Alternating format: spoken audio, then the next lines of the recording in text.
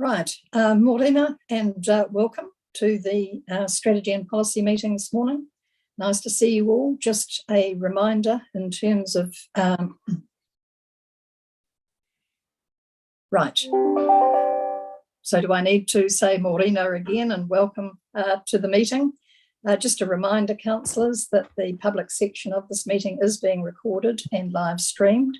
And the webcast will be archived and made publicly available on our website.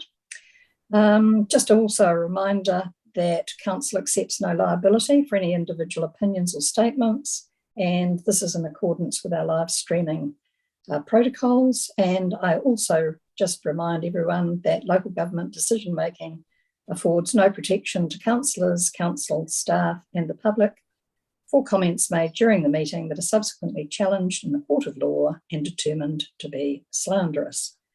So with that cheerful note, welcome you all again. And the first thing I'd like to say is I'd like to thank staff for all of the work that's gone into today's agenda. It's a fairly substantial agenda. I'd also like to welcome our new committee advisor who's riding shotgun with Shari today, Jenny. Welcome along, and we look forward to working with you into the future. So I'm now going to formally open the meeting, and we have a number of apologies. Firstly, Councillors McDonald and White. We have an apology from Chairman Leader for lateness. We have apologies from Councillor Rose that he will have to leave early today. And there will be some comings and goings from Chairman Leader and Councillor Crosby during the course of the morning. Understand that they have some local government New Zealand business to attend to. So I'm going to move that lot be received. Do I have a seconder? Councillor Thurston, I'm going to put the apologies be received. All those in favour, aye, against and carried. Public forum, there is none, but just a reminder that we are going to have Bill Bayfield talk with us from Tauranga Arawai at 10 p.m. And just as an enticement to keep your attention, we're going to have our first coffee break at 11 o'clock. So that should be an incentive to get through the business. There's no change to the order of business, I don't believe. Declarations of conflicts of interest, are there any? There are none. Public excluded business to be transferred to the open, there is none. So I'll now move to the minutes of the 4th of August, and I will move that they are a true and correct record. Do I have a seconder? I can't see. Is there a seconder? Councillor Thurston, you're going to be my shotgun today, I can see. Thank you, Councillor Thurston. Are there any matters arising? There are none. I'll put those minutes. All those in favour, raise your hands. Against, that's carried. Thank you very much. We're now going to move on to the reports, and I'm going to hand to Namuta to take us through the operating environment report, a very substantial report, I have to say. And no doubt during the course of the day, there may be further news to come. So Namuta, over to you. Tēnā koutou to the Chair and Councillors. The Operating Environment Report is on page 19 of your agendas. You'll be familiar with this report. It's part of your active monitoring of the operating environment.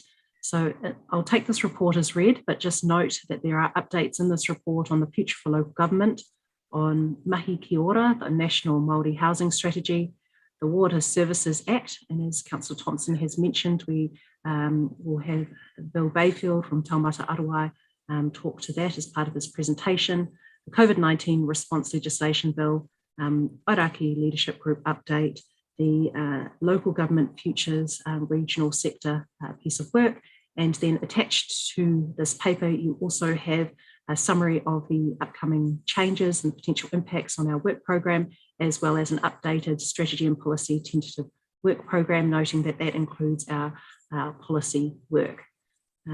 So back to you, Chair. Thank you, Namuta. A very substantial report and some very interesting items, particularly the Local Government Futures Regional Sector paper. Councillors, questions, comments from you? And would you be good enough to raise your digital hand so I can see you? Any questions or comments? Councillor Nees. Councillor Nees. Thank you, Mrs. Chair. Just about the Water Services Act, I wonder if staff could provide some clarification for me. The source water protection, and this is perhaps a question I can ask Bill Bayfield later, with regard to protection of source water monitoring and reporting, to what scale does this have to be done? Is it just for the sources of reticulated water, or also for the sources of the very many private water supplies? For example, the thousands of small bores that people rely on, particularly in the rural areas, for their water. If the latter, do we have a work stream or a work program to enable us to gear up for that, because it could be a major? So that would be my first one. I've got another couple of questions too, Madam Chair. Namuta? Through the chair, I would need to double check, but it was my understanding that it is both. Within our organisation, we have a lead person for the three waters, and that's Sarah Ombudsman, and she is our key connector point, and staff are certainly working on this. If we could have a report back on that and any implications for our work program, because it could be huge. The other one is the COVID response bill. There's quite a few changes coming our way. Does this offer us any opportunities to rejig our work program and still keep to our June 2024 MPS Freshwater deadline? I know we're going to be talking about that later, but some of the deadlines for other activities have been deferred, and maybe that we can reallocate resources. So I wonder if staff could give me an answer to that. So in terms of the COVID-19 response legislation bill, which the summary of which starts on page 23 of your agendas, that bill does enable the postponement of the 10-year plan review. However, you'll recall the direction that you provided us previously was to do what we needed to do. So as part of our review of as part of our National Policy Statement for Freshwater implementation, we are only reviewing the water and the water-related chapters of the bill, in addition to OSET, which you've also incorporated, as well as the geothermal components. So we have kept it as trim as possible, and other components of the review have not been included as part of our freshwater work. Great. And then I've just got one further question. On page 87, we talk about the consultation on a national waste strategy. I think this is something that we need visibility on. We were concerned about this and had a KPI for our chief executive on waste in the last financial year. I think we need, as a council, to form an opinion on this and to make a submission. So I see that it's open until the end of November, and I'd like to have some way of being briefed about what's proposed, and a way of providing direction to staff on what we think should be a component of our submission. Thank you. Namuta. So through the chair, I see Stephen Lamb has just come online, and Stephen has been looking at the the national waste strategy for the organisation, and I direct that question to Stephen Lamb in terms of getting some visibility and oversight of the waste strategy and the implications for council. Certainly we can provide, thanks Stephen, I'll hand over to you. Apologies, councillors. I just had trouble logging in. The waste strategy which is coming through is again one of those things where, is it council's role is the question. Generally it's been accepted it's not our role to be involved in positioning waste strategies. We do have some roles around contaminated sites, etc. However, the waste strategy, the national waste strategy, one of the submission points is around repositioning the governance roles. Now, that's been interpreted as potentially something where the roles relating to waste at a national or regional level get shifted. So that's where they may come, for example, to a regional council to do a regional strategy, but we're unaware of the details around that as yet. But that's one thing we'll be watching quite closely. It ties in a sense to the future for local government work. I do believe we did have a regional waste strategy, so I would think that we have got some history in that and should be forming a view. Yes, Councillor Nees, we do have a waste strategy, but in a sense it is quite a, should we say, a passive strategy, as opposed to taking active roles in the operational side of waste. That's always been the tension, should we say, between district council and city councils and regional councils around this topic. But what we're trying to find out a little bit more about what the government is potentially suggesting at this point. So, Stephen, to address Councillor Nee's concerns, can we have a paper, that gives us an update when you've further, found out about government's position, so we can make a decision whether what we want to do with that? Is that possible? It's possible. Just around timing, it might be that we do it via email memo rather than a report through to committee. But I just need to work out the timing on that. That's fine. Does that satisfy you, Councillor Nees? Yes, thank you. I'm sure we can have a conversation over Zoom also once we get an email. I do think that this is very important. It has been identified as an issue that may need to be solved regionally. So I think we need to have a view. Thank you. Any other councillors with any questions or comments? Thank you. Councillor von Dadelsen. Thank you, Madam Chair.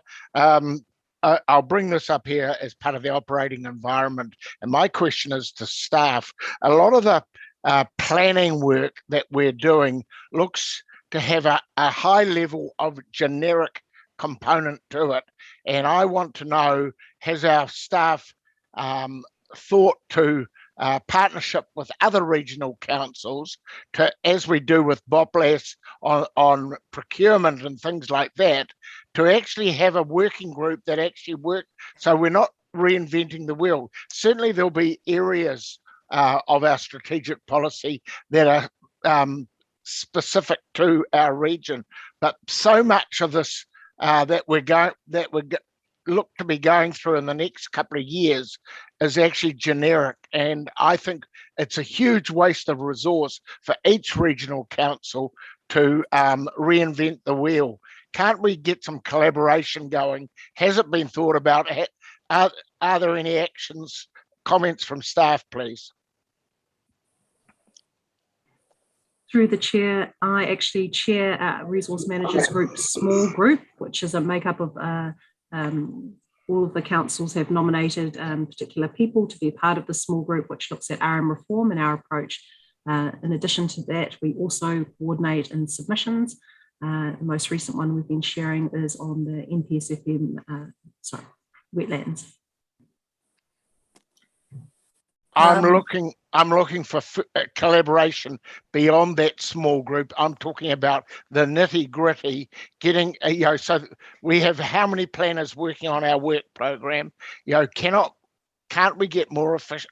All I'm asking for is efficiency and effectiveness to ensure that we're actually getting the best outcomes for our ratepayers.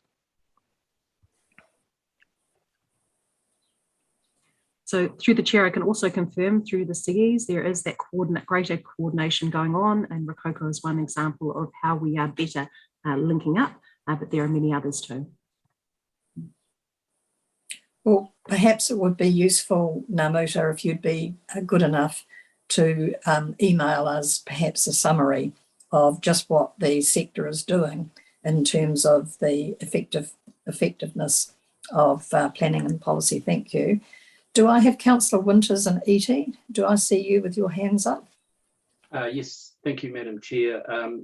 Namuta, page 86, the NES air quality operating environment, looks as though there's new regulations amendments coming through, release 2022. Do we have, similar to Andrew's question, do we have staff having input into this? Because it's probably going to impact on us a lot, especially if the PM10 and the PM2.5 kick in. Do we have input into that prior to it being released, like we do with the Freshwater, you know, the likes of Nikki Green getting involved and just guiding the Crown with some sort of realities before it's released? Message ends. Certainly, Councillor, we do usually get opportunities to input in advance, and I will check that one and get back to you. Councillor Eating. Kia ora, Madam Chair. A comment really on page 26, the Local Government Futures, a discussion paper that has been commissioned by the regional sector.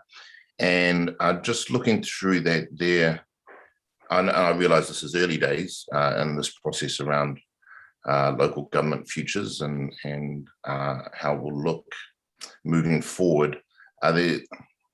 Really, I'm just making a comment that there seems to be I guess, certain ideas potentially that are at odds.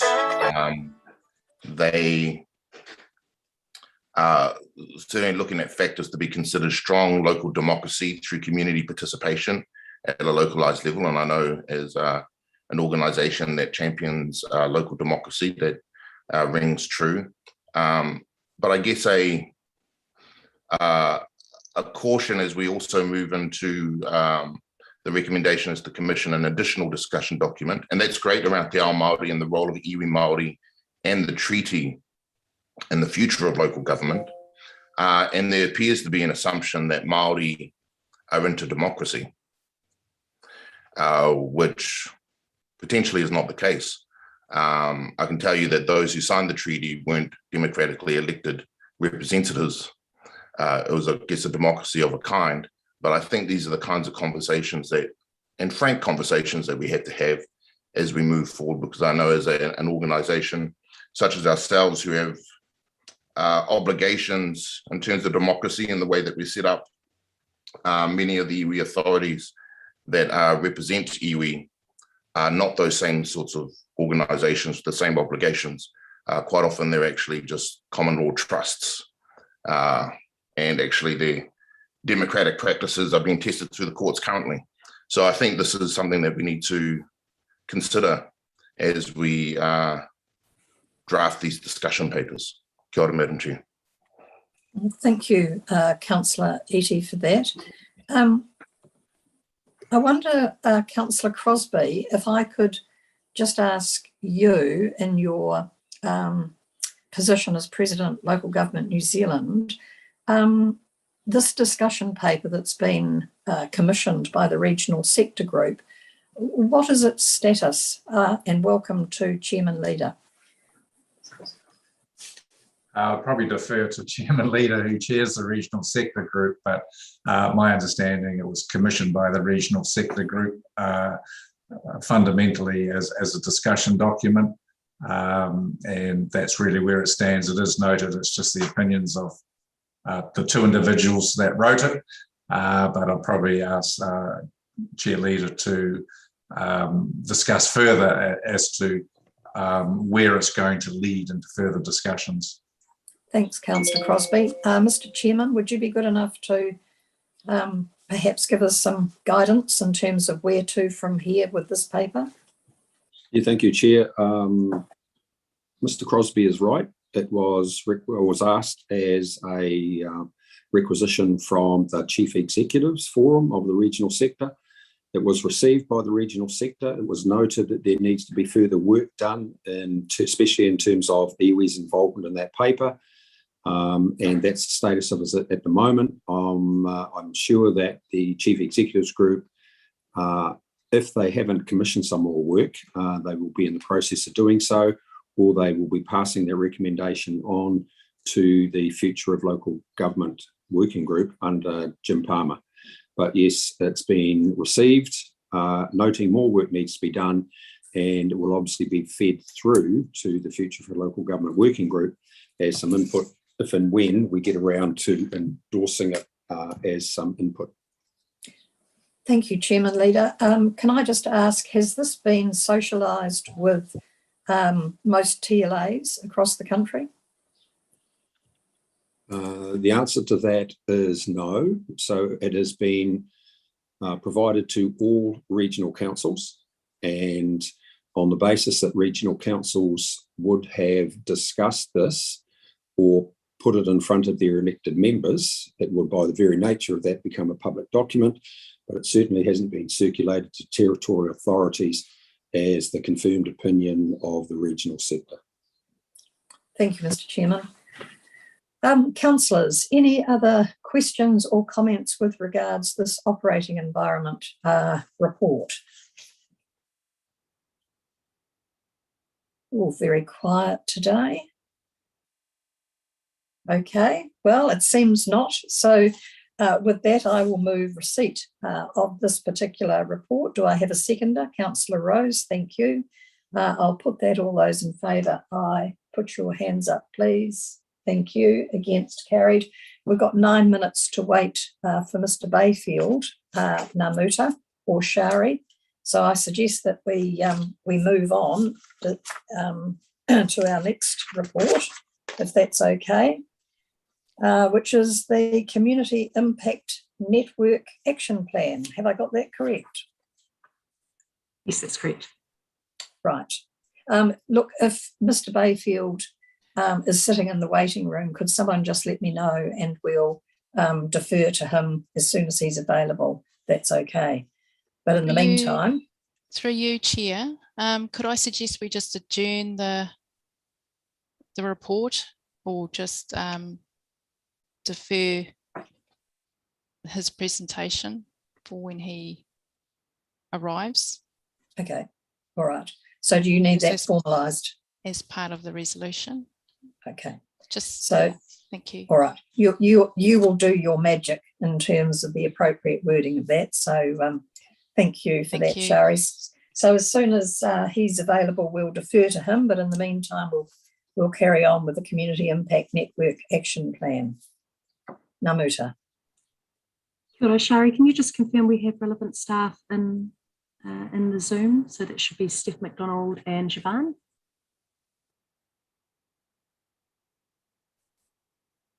I'll just follow that up. Thank you. Just one moment. They're actually not present yet, but I can quickly get in touch with them. Well, look, what I'm going to suggest, seeing that we scooted through that remarkably quickly, can I just suggest that we have an adjournment and a coffee break and await Bill Bayfield's arrival? Is that okay with everyone? So if we just have a coffee break and come back at 10 o'clock to listen to Bill Bayfield, and also move, and it's been agreed by Councillor Thurston. So off we go and have a coffee break. Thank you.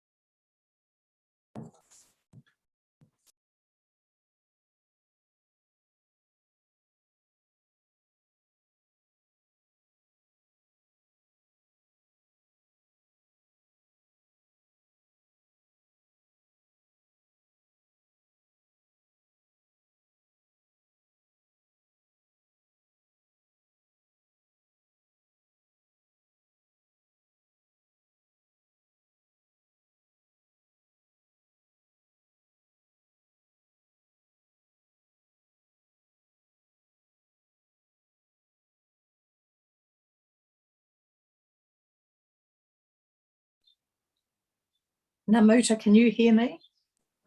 Yes, I can. I understand the Minister of Local Government's going to be making a live streamed announcement on Three Waters at 10:30. What is the best way for us to provide councillors with the link to that?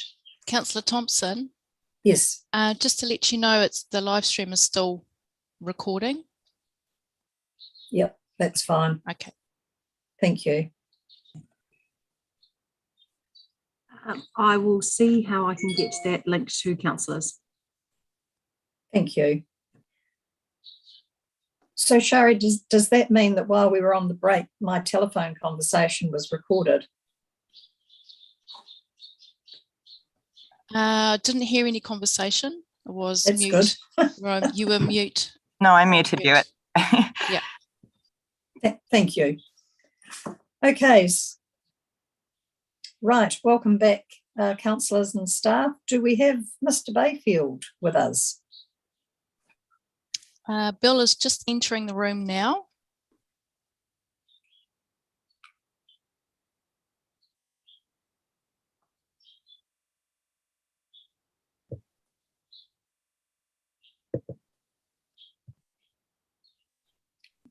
Oh, Maureen, Bill, how are you?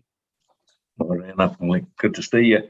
Nice to see you too. And thanks so much, Bill, for taking the time to talk with us today. It's obviously a big day for Matters Water, with the Minister about to make an announcement. So thanks very much indeed. And I'll just hand it over to you, Bill. Thank you.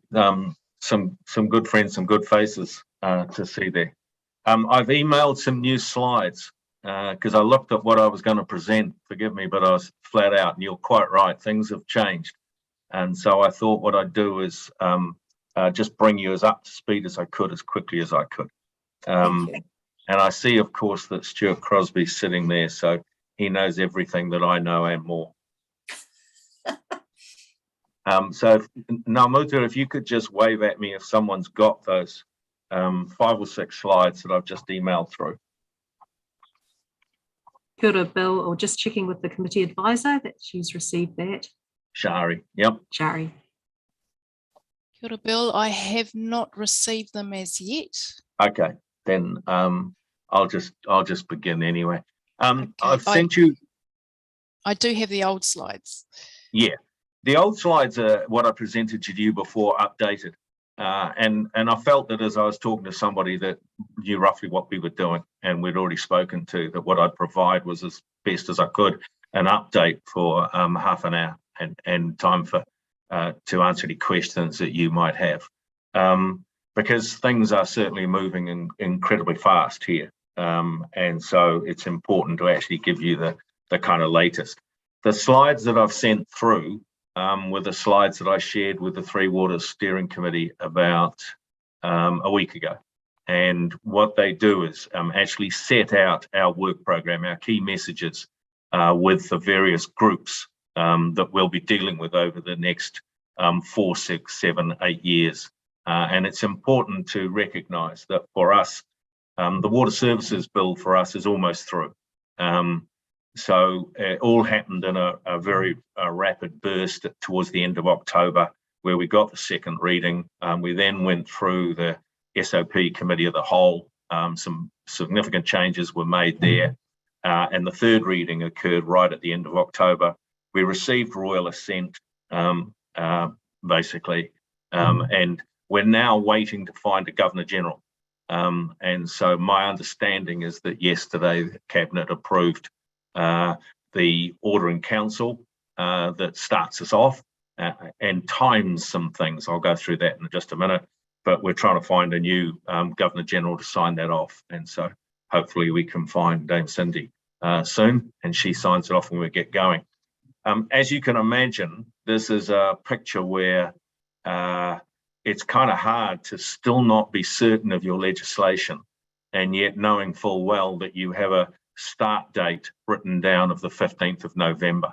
And so with these changes that have occurred through the second reading and the supplementary order paper, they really have been significant. Shari, if we could go to the next slide. I think I've just spoken to it, but it'll give me a chance. The second reading brought back a revised bill that was majorly different. What it did was split the drinking water suppliers in particular into two clear categories. The first clear category was the currently registered, and those are basically 800 supplies to above 500 people, pretty much all held by 67 units of local government. And so it's local government that provides that. Yes, there are the odd large government department, particularly the prisons, education, etc., but they're pretty small on the whole. Then there's an interesting group of also registered suppliers. They're the small registered suppliers. There's 1,200 of them, to the best of our knowledge, and they represent all those people that have been registered over the years for strange reasons. Either they needed to secure a bank loan from Hong Kong, or they had a little whoops, or they got money from the government that invested in their drinking water supply, and so consequently they had to be registered. Of those 1,200, about 400 are schools, about 75 are marae that received, and Papakayanga that received funding from the Health Department of Health between 2007 and 2010. And then there's all sorts of strange and odd people in that 1,200.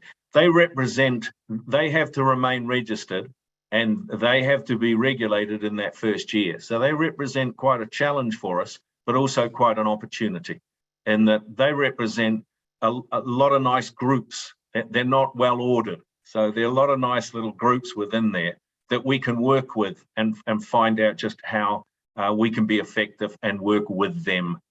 For instance, to be able to work with 75 marae will allow us to work out how best to address the 1,000 unregistered marae that we know of around New Zealand. So that's what the second reading did. It split into registered and unregistered. It also, the Committee of the Whole, the supplementary order paper, went a step further than the second reading and said that those unregistered supplies don't have to register for 4 years. And so they represent somewhere around the 75,000 number, and we have 4 years to learn about them to learn about us, and for us to work out where the risks lie, and then in that year 4, possibly even a little bit earlier, start the process of registering and start bringing them into the fold. They've never been in the fold before. They've never been regulated to any significant extent, so it's going to be quite an exercise. The third reading confirmed all that. The other thing that the supplementary order paper did that's of interest to Bay of Plenty Regional Council is it confirmed our new role. The supplementary order paper confirmed our new role in wastewater and in stormwater. And indeed, the wastewater provisions, as I might have suggested the last time I talked to you, were considerably strengthened. And we look forward to working with regional councils on those. They do not start, which is why the commencement date, the order in council, is so important. Our work on those does not start for 2 years. So that we're taking a kind of a first 2-year crunch to have a go at drinking water, and to work out how we're going to handle wastewater with you, and then to roll out and do that. Stormwater is just too much of a headache for me to think about at the moment, but I have to contemplate starting that in 2 years as well, and I'm really not sure. It's a very much more complicated field. If I can go to the next slide, I'll show you the kind of what we're working with. So this is all drinking water suppliers to more than one dwelling. No submission to the Act changed that definition of everybody that supplies another dwelling as a supplier. I'm not so sure that I would have welcomed the change to something like 30 dwellings or 50 dwellings, particularly knowing there are 75,000 of these, but we didn't get it. This was Nanaia Mahuta's very definite view that, and same with the Select Committee on hearing the submissions, that definition of a supplier should stay. And they all have the duty of care to supply safe drinking water from day one, but really our activities with that vast majority of them that are unregistered so far going to be pretty light in those first couple of years. The key for us will be the currently registered water suppliers greater than 500. And those are what we're going to do. I won't go through them. You can see we're going to be nice and practical, but climb into it as quickly as we can. The next slide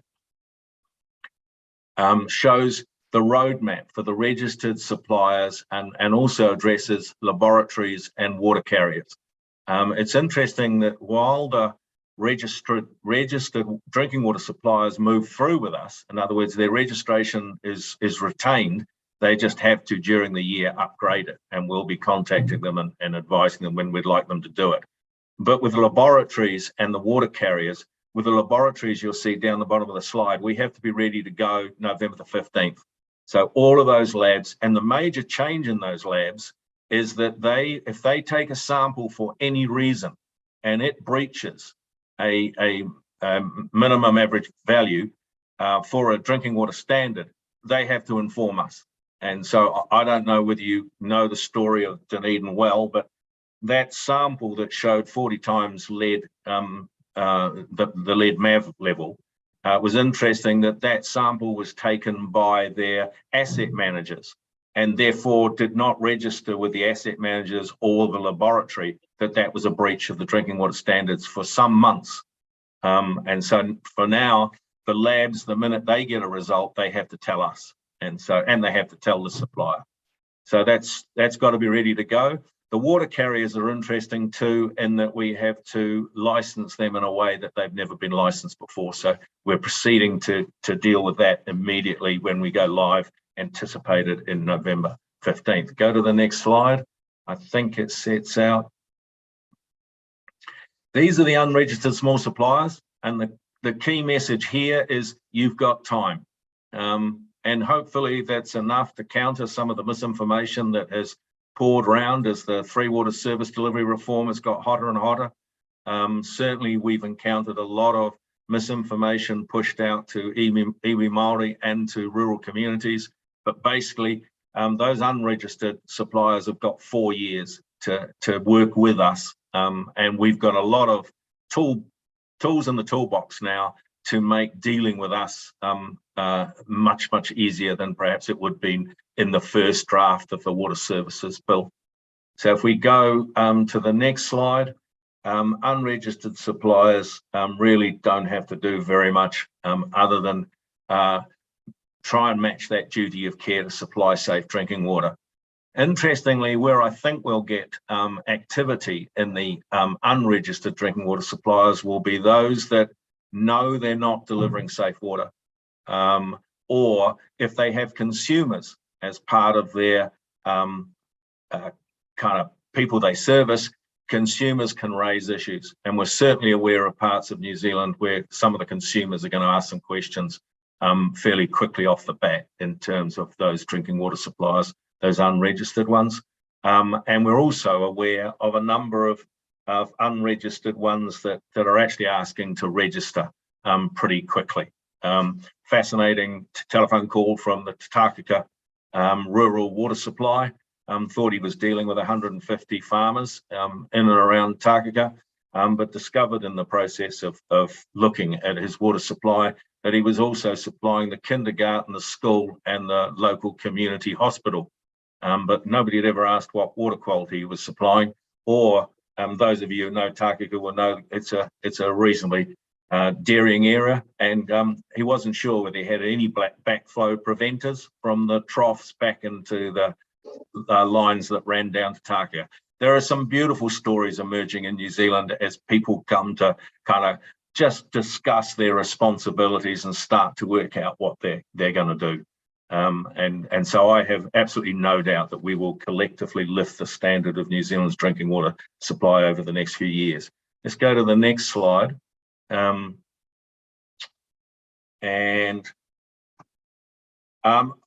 included this because it tells you how we're setting up the organisation. So it's not just how we're doing and how we're working with the registered water suppliers and the unregistered, but there's also an awful lot of other stuff we have to deal with. I won't tell you what bits of those are more difficult than others, but we've just trialled our first kind of emergency incident exercise where we had an exercise to look at how our organisation would work with Far North District Council in a repeat of the 1920 drought, which was really interesting to look at our powers, which are very different from health's, and to see how they might work. And we're probably going to do another contamination emergency exercise before Christmas as we gear up our capability in that area. So let's move on. And that should be it. So what I'd suggest you do is just to take those away and take a look through them and see what you make of it. I'm sure you'll know that my board meeting met yesterday. I'm sorry, Shari, I had no idea. I had no idea that you couldn't see my handsome face and my badge. Thank you for that. The last board meeting before we go live was yesterday. And so we're in all I can describe it as is it's just a scramble. As when you're a regulator and as a regional council, you know how much you hang off what the legislation says. And when you saw our legislation changing in the second reading and in the supplementary order paper and in the third reading, and then COVID just delaying everything by a few weeks, and then someone lost the Governor General, it's just really jamming it up. I've got staff that are still working up details of the regulatory strategy and the regulatory package, knowing that they go live in basically 3 or 4 weeks. So it's all hands to the pump. We're having a lot of fun. We've probably reached the dizzy heights of about 35 permanent staff, and because of the pressure, we've retained about 10 contractors. Our last intake before we go live will come on board. That's about 9 staff coming on the 8th of November. That's mostly the staff that will fill the ranks of our regional officers, where each of those officers will go up to either 2 or 3 or 4 staff. But you can imagine that a lot of those staff are really quite new. Even if they're drinking water assessors out of the PHUs around the countryside, they're really not familiar with our legislation or the way we're going to operate. And so this is going to be interesting. And so we're getting ready to go live on the 15th. We understand the last hurdle was cleared yesterday. So now it's just a matter of a signature from the Governor General, and that's it. The board were fascinating in terms of their support, I have to say. It was always good to have a great council in the Bay of Plenty when I was there. There's nothing like for staff that are under that level of pressure and that level of uncertainty to know that your governors have a reasonable faith that you're not beautifully dressed, but you're good enough to start the job. And that's definitely the feeling we got and the support we got yesterday. So we'll sort of get ready to go. Now, I'm checking my watch. It's 20 past. I want to wrap up. And Pauline, if you don't mind, Paula, if you don't mind, I'd like to disappear at 10:30, and I'm pretty sure Stuart would, and a few others. And that means, of course, that I can't say why I should have to disappear at 10:30, but I'm sure you've already talked about it and you know.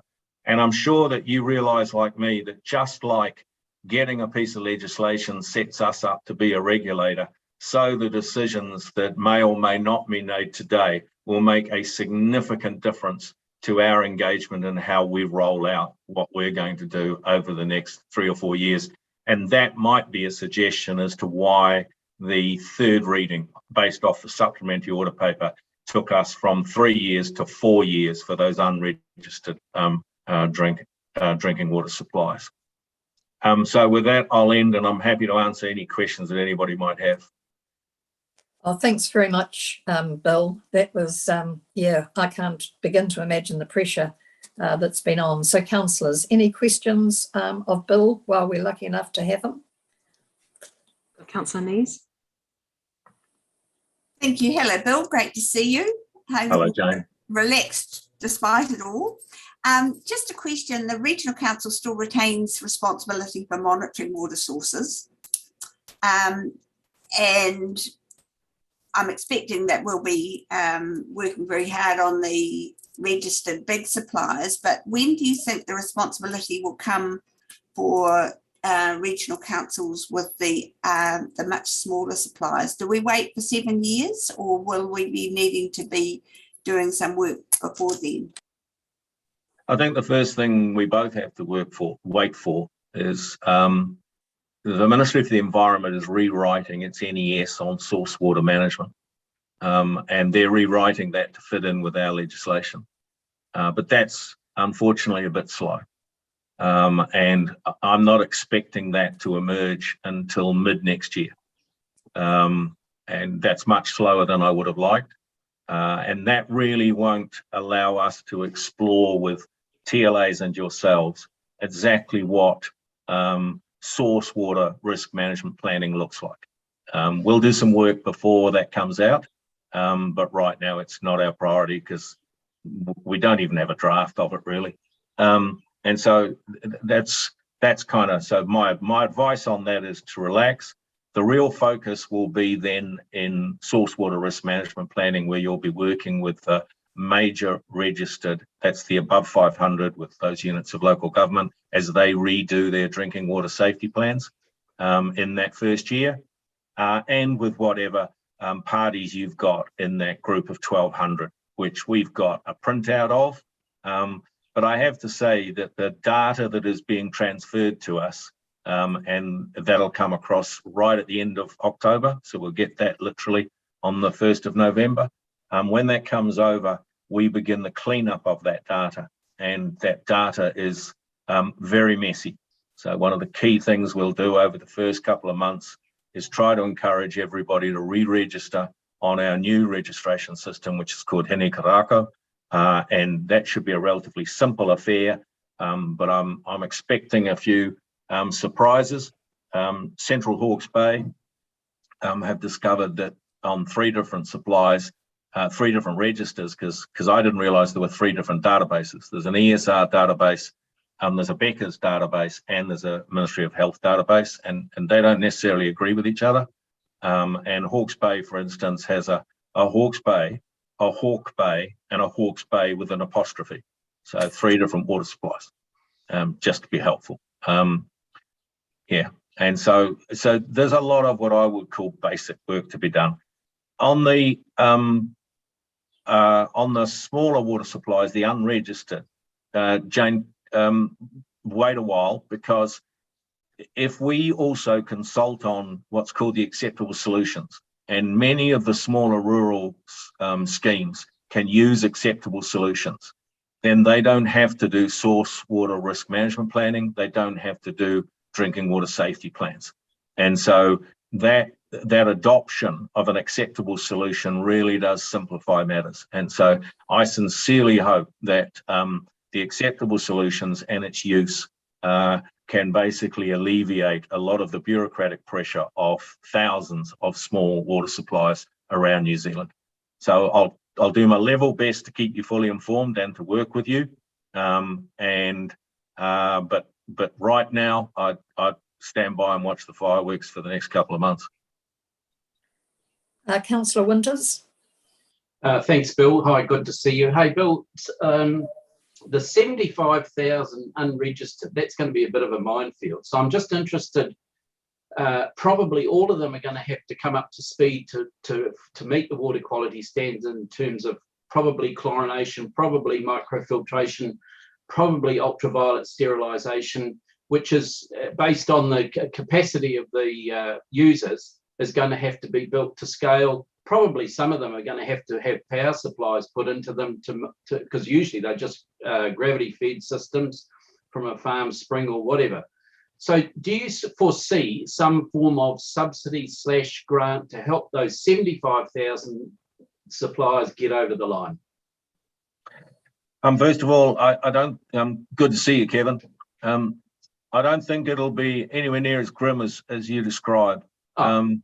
So the first point is that an acceptable solution, and we're working on one key one at the moment, which is a kind of a unit like a Rene gas, infinity thing you bolt on the side of your house, double filter and a UV light. There's probably 10,000 different farms are using them already in various parts of New Zealand. They're well known, and so we'll see them rolled out. If they're used, then you don't need any power other than to the house. In other words, the water's treated as it enters the house. And so if you have a small scheme where you, as you describe, a gravity feed comes down, might go to 6 different buildings on a farm and then to another couple of properties adjacent, then they can just bolt acceptable solutions on. They can be bolted on by their local electrician or plumber. They can be maintained by such. And really, other than the outlay for the equipment, then there isn't a huge cost there. And that's certainly what we're aiming for. Will there be those complicated locations where, I had no idea that there was so much arsenic in old gold mining tailings in Otago. And so, I've got a lot to learn about just peculiarities and unusual setups, so that out of 75,000, there'll be more than enough headaches. And that's why we've got the 4 years. 4 years is to get to know those people. And then they have 3 years in which to comply. And so I certainly don't see this as a rip into it and do it all in 2 years. I'll be long retired. I'm just conscious we've got 3 minutes to go, Bill, before you, Stuart, and no doubt our chairman have to disappear. Can I just ask, would councillors like to adjourn so you can watch the live stream of the minister's announcement? Could you just give me an indication whether you'd like to do that? Do we have any idea about how long the announcement will take? I'm assuming something like 20 minutes, Chair. Okay, so look, I think... my information is very similar to Stuart's. Surprise, surprise. So look, Bill, thanks very, very much indeed. And I have to say you are looking remarkably relaxed for someone in your position. Love your batch. Hey, thanks heaps, and we look forward to working with you over the next few little while. So councillors, with your agreement, I think we'll just thank Bill very much, and we'll adjourn. And I think we should adjourn probably until about 11 o'clock. Does that suit everybody? We're on track. Yep. We're okay. So I'm now going to adjourn this meeting. Thanks again, Bill, and we'll come back. Not at all. And don't hesitate to bring me back. Thank you, Bill. Good presentation.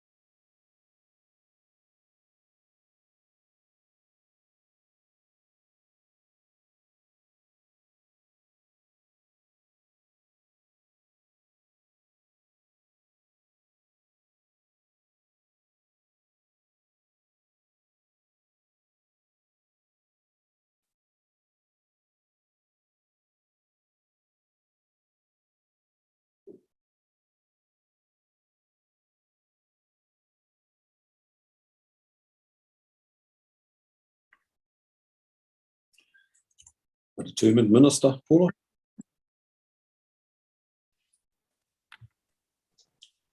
Right, welcome back, everybody. An interesting announcement. So we're now going to move to the Community Impact Network Action Plan. So Stephanie and Siobhan, is it?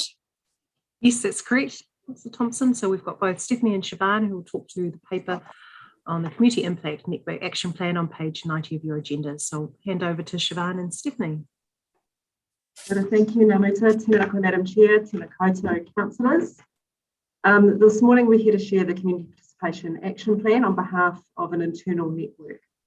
As Namuta mentioned, it's on page 90 of your agenda pack, and it states there that the request is to receive this paper only.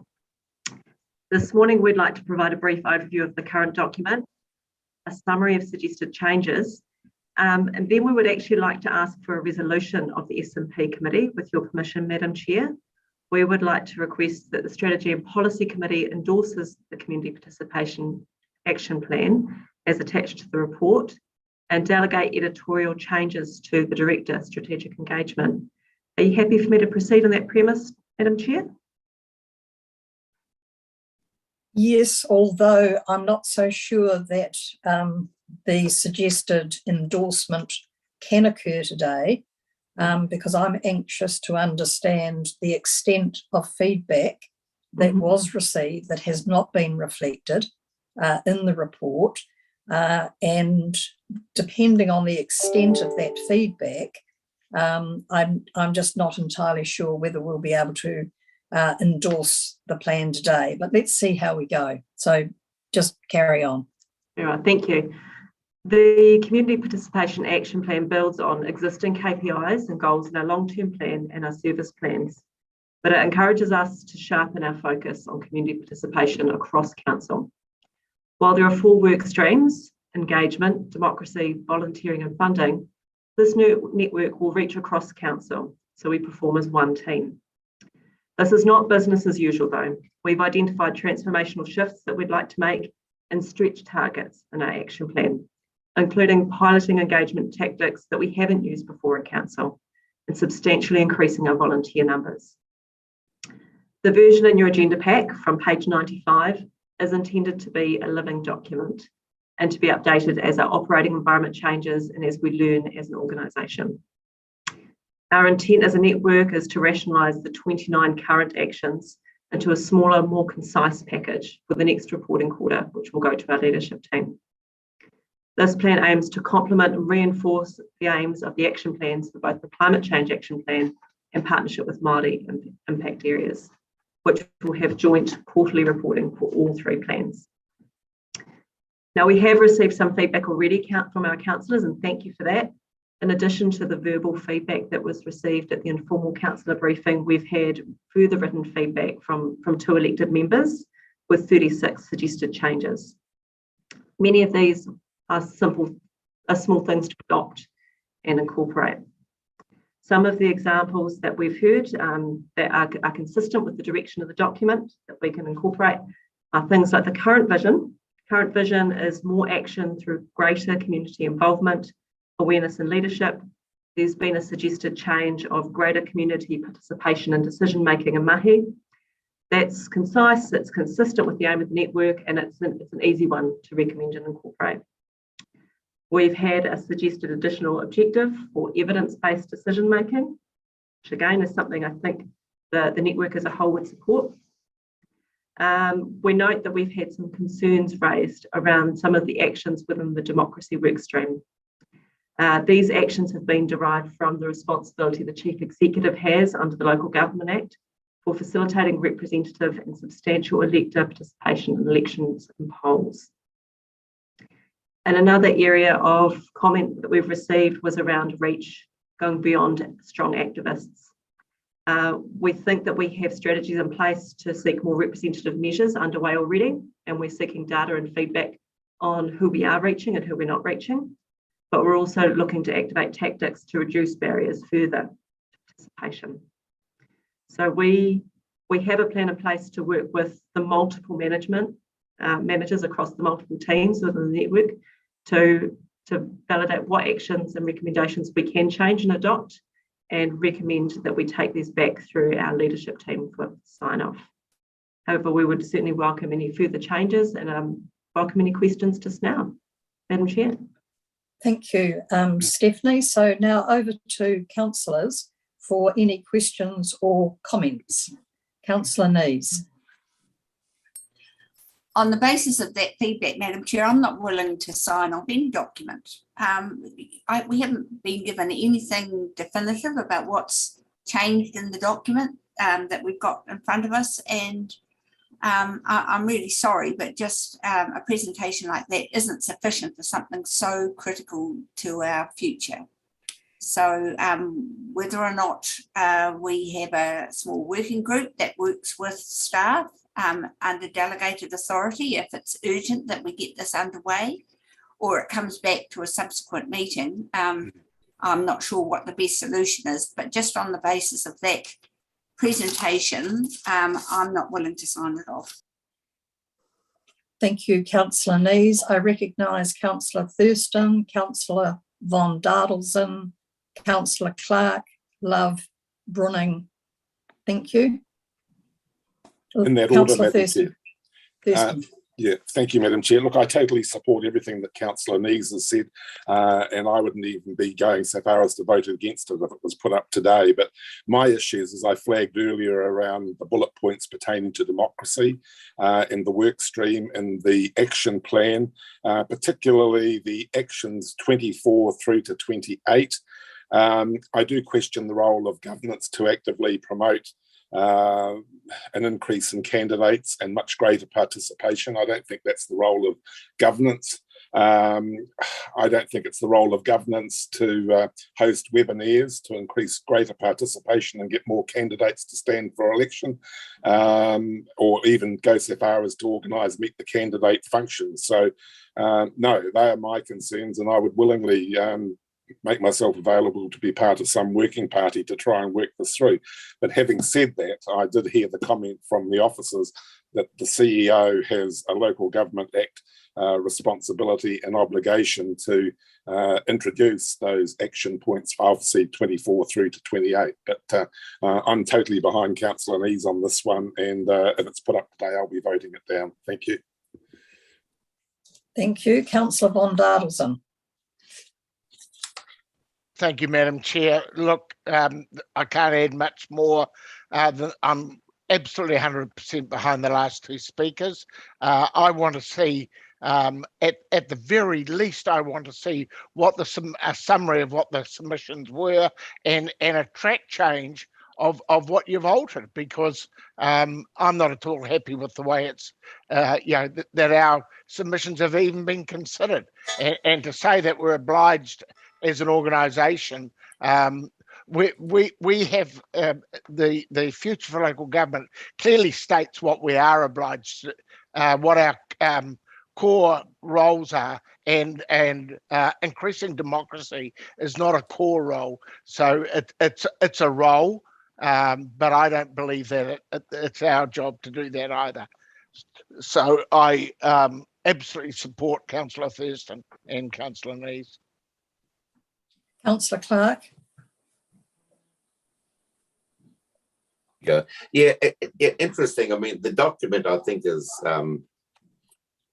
needed to be made, but quite right.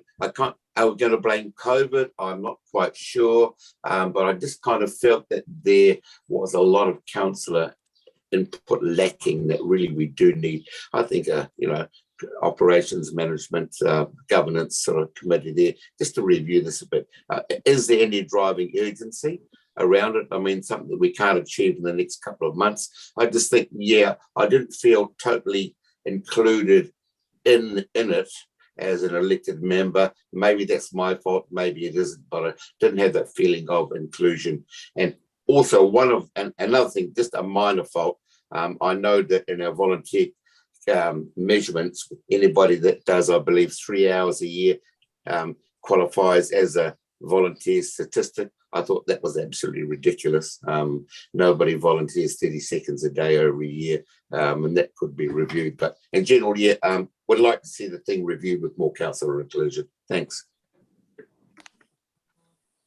Do I have any further speakers from councillors? I can't see any digital hands up.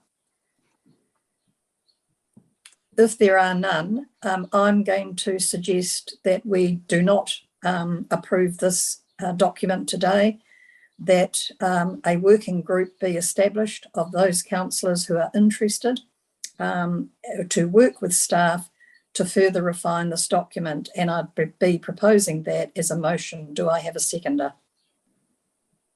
Councillor Clark has seconded.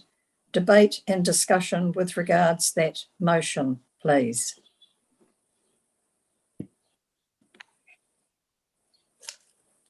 Nobody's got their digital hand up, so I'm going to put the motion. Sorry, we've got Councillor Love, we've got Councillor von Dadelston, and we've got Steph. Sorry, so Councillor Love, then Councillor von Dadelston. Thank you. I just want to say ditto to what the other councillors saying, and saying this is not the way we should be doing business in council. We should be leading the charge, not having it directed to us by staff. So I'll be voting against it, but I support what you are recommending. Thank you, Councillor Love. Councillor von Dadelston. Yeah, thank you, Madam Chair. I think if you're going to do a motion, there should be another clause that we actually see a summary of, and it doesn't need names against it, but just the points that have been raised by our councillors already, so that we can see that they've been and what the proposed action plan was on the basis of those thoughts. They're only thoughts at this stage anyway. So, but I just find this report 100% unsatisfactory, and as well as I think every councillor wants to participate in this probably to get the best. We all want the best outcome for it. It's not that we're against what we're trying to do here. We just want to make sure that we actually get a satisfactory outcome that meets the needs of our governance, not staff's governance. Thank you. Stephanie. Thank you, Councillor Thompson. We have received written feedback from a couple of councillors. We would absolutely welcome further feedback to ensure that we've heard from the full group. Could I request that that's emailed through by the end of the week? I'm happy to receive that directly myself or to any of the general managers, with that to be sent on so that we can consider it across the full range of work streams and share that summary back. So let's just be clear, Steph. The motion that I'm proposing is that a working group, and it sounds to me like it'll be a fairly large working group, including all councillors, will be established to further progress this particular document. So that's what's being proposed. Okay. All right. Further debate or discussion in relation to this? Through you, I think. Sorry, excuse me. Through you, Madam Chair. Would you like me to share my screen just so you can see the change, so that councillors can see the recommendation? That would be good. Can I just make the comment that, Steph, I'm sorry that, it hasn't had a smooth passage today. We do appreciate and acknowledge and respect the work that has gone into it. But I think what we're reflecting is our elected position in terms of just how important this issue actually is to us as elected members on behalf of our communities. So I'm sorry if you haven't quite got the reaction that was perhaps anticipated, but it is a matter that's near and dear to our hearts. So thank you. So Shari, if you could just share your screen. Councillor Thompson, we've also got Councillor Love's hand up too, and I've got a question too. Thank you. So Councillor Love, then Namuta. Oh, thank you, Jen. I think you've hit the nail exactly on the head. I'm not prepared to give feedback in a week in isolation. This is so important. It has to be the workshop of all. I'm quite content. I want to participate in it, But going ahead on just short, on us providing feedback, it's no way. We need a proper discussion around the table. Thank you, Councillor Love. Namuta. Through the chair, I was just hoping to get an identification of those councillors who would be interested in forming that working group to progress the Community Impact Action Plan. Hands raised, councillors. Madam Chair, dare I say, I think it was everybody. Yeah, thanks. Yeah, I think the invitation to further working sessions needs to go to all elected members, Namuta. And if I may say, I think a workshop means a workshop of all, not a selected group. Yeah, thanks, Councillor Love. So I'm going to now, no further debate or discussion, I'm going to put the recommendations in front of you, and I have a seconder. Councillor Eatey. Further debate, discussion, there being none. Oh, sorry, Councillor Thurston, was it? No further debate, discussion. I'll put it. All those in favour, raise your hands. That is carried. We're now going to move on to the Essential Freshwater Policy Program.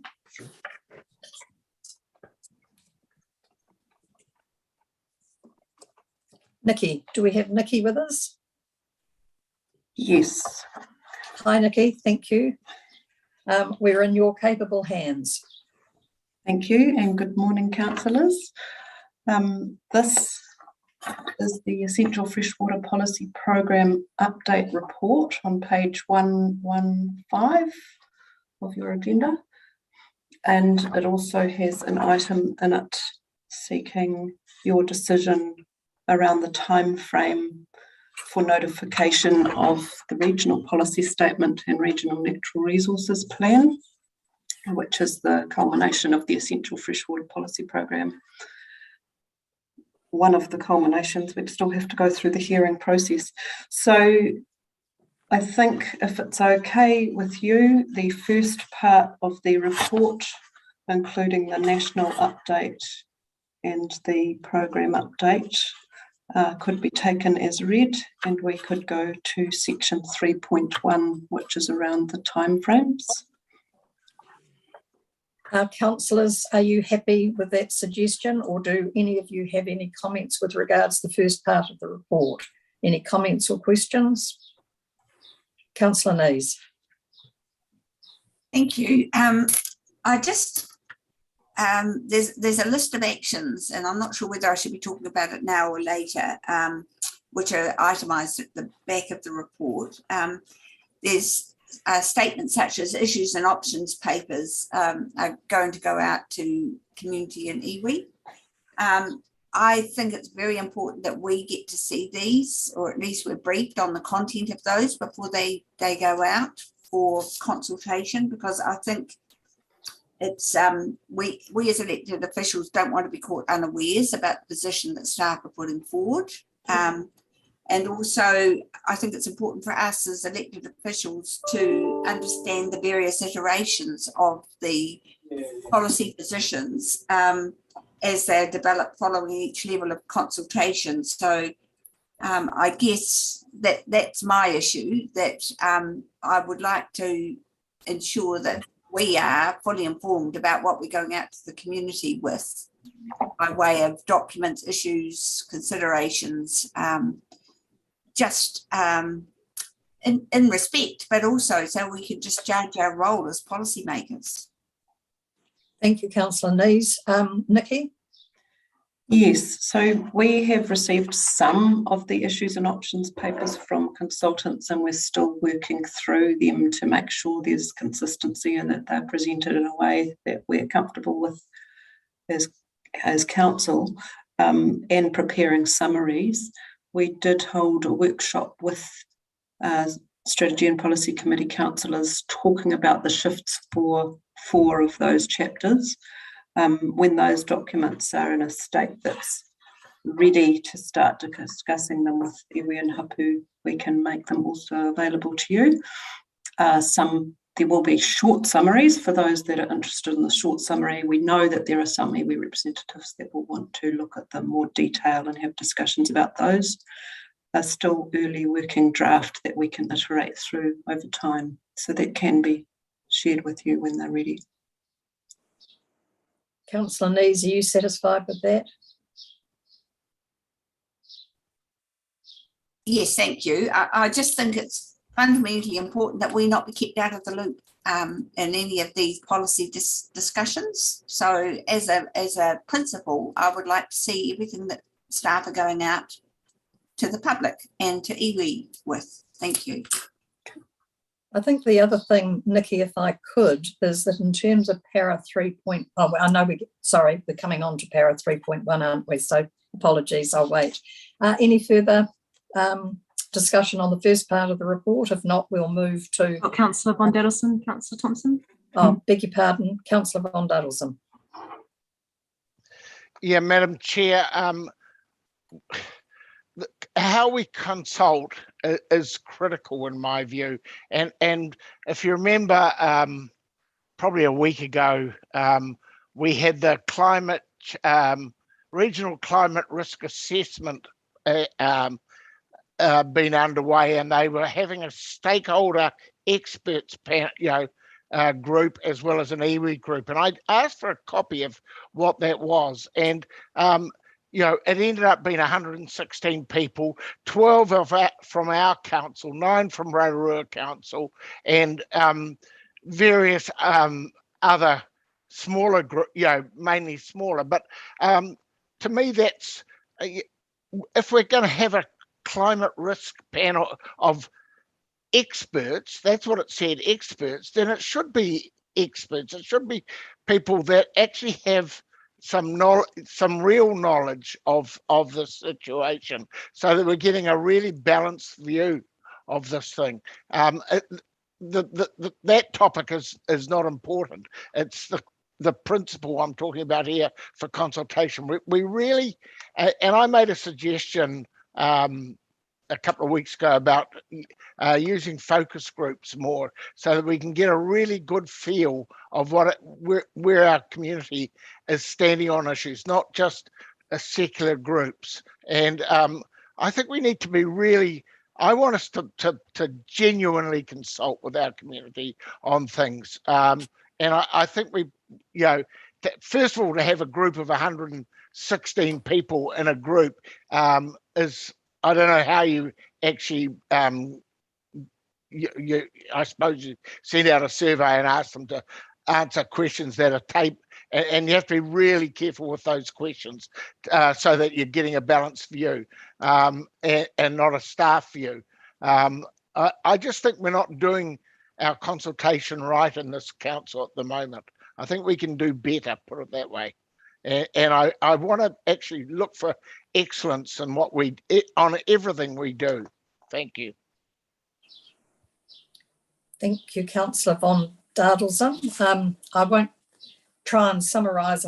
I think the message is that we want to be pretty involved in the engagement processes going forward. And the other, so Nikki, can we move now to the substantive issue, which is really, do we stick with our mid-2024 deadline, or do we today move to adjust that to December? And I happen to know that the chairman has a particular view in relation to this. But Nikki, do you want to say anything further? Because I think that is the substantive issue in front of us today.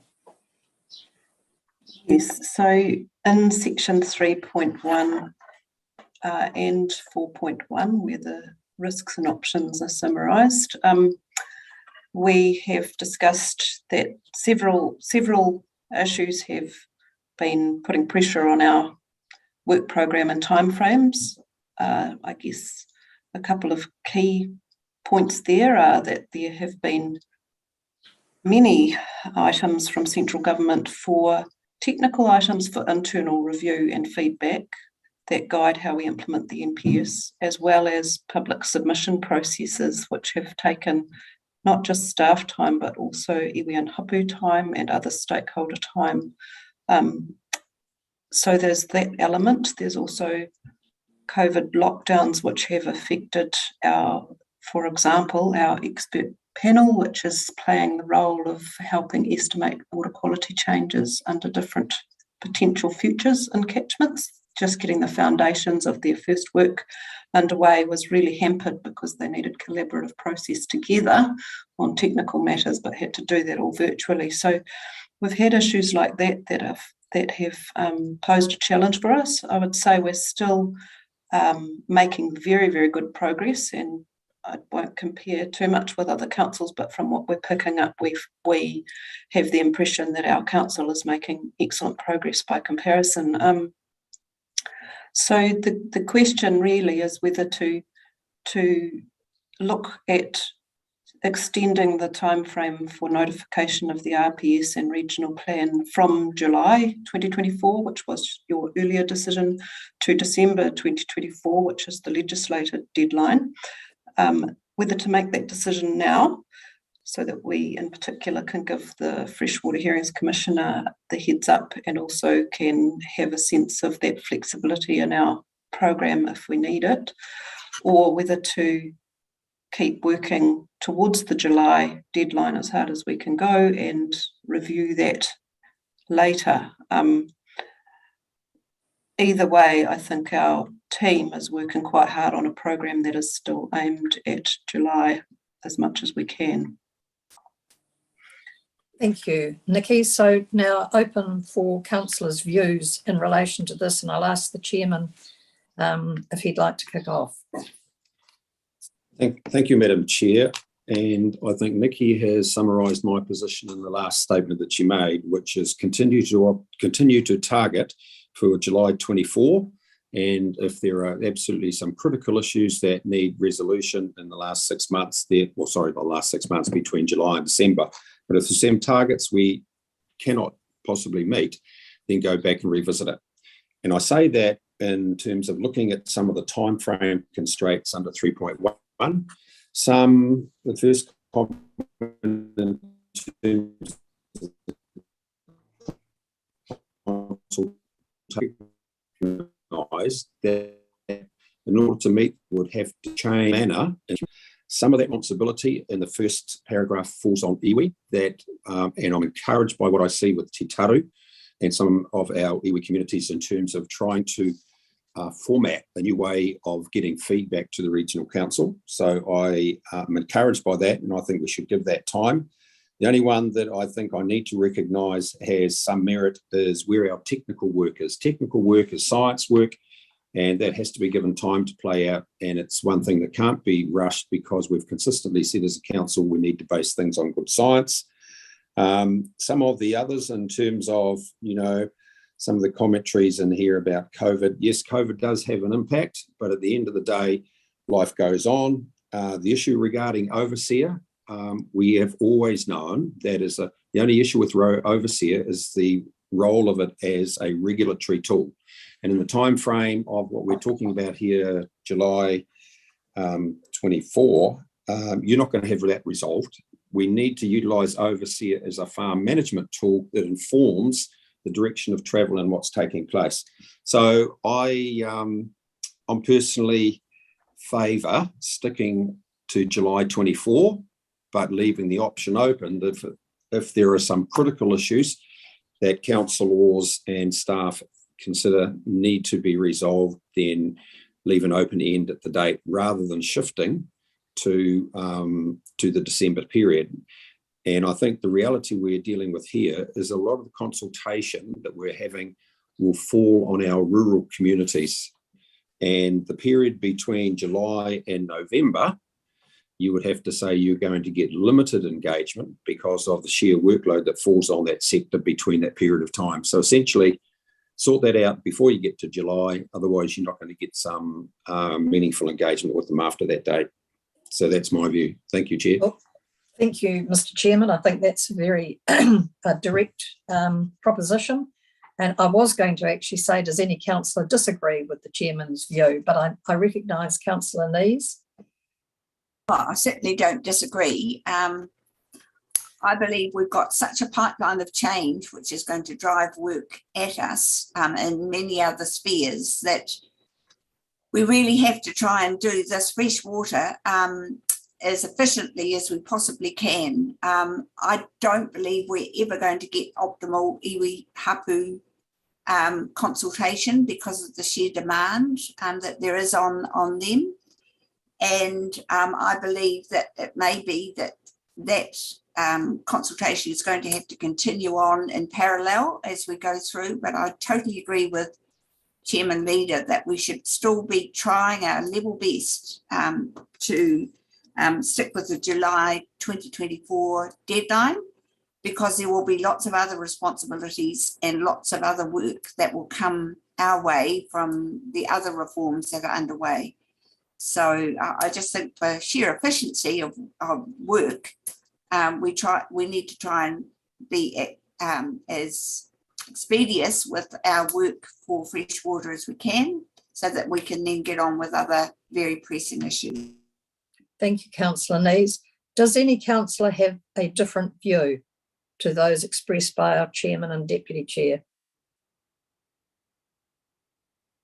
If not, I would propose, therefore, that we receive this report and we continue with our July 2024 notification deadline with the options to review if critical issues arise. Do I have a seconder for that recommendation? Councillor Nees. Is there further debate and discussion around that recommendation? There being none, I'm going to put it. All those, please raise your hands in favour. Against, the matter is carried. We're now going to move to the update to the RPS on housing bottom lines. And I think Ruth, do we have Ruth with us? Yes, I'm here. Hello, Ruth. Welcome. Tēnā koutou katoa, Chair and councillors.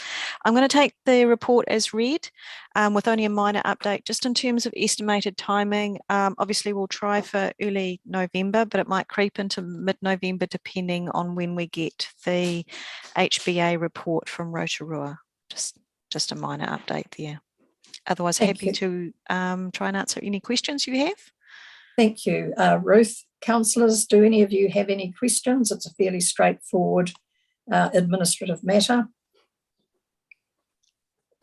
There are no questions or comments. The recommendations on the papers is 1 through 3. I will move. Do I have a seconder? Councillor Thompson, we've got Councillor Crosby who's got his hand up. Apologies for interrupting.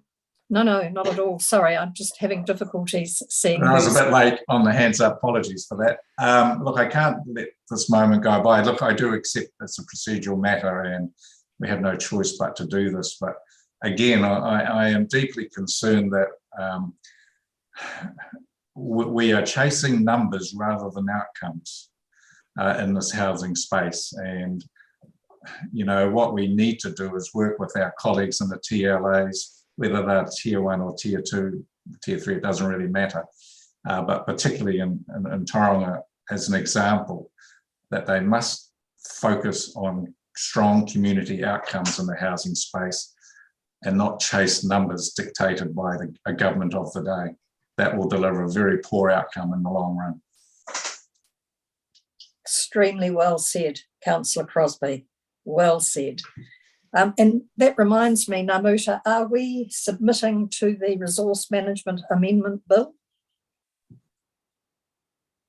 To the Chair, yes, we are. We are also linking, and we've made the offer with the other territorial local authority, other local councils to see if they want to do something together. Thank you very much.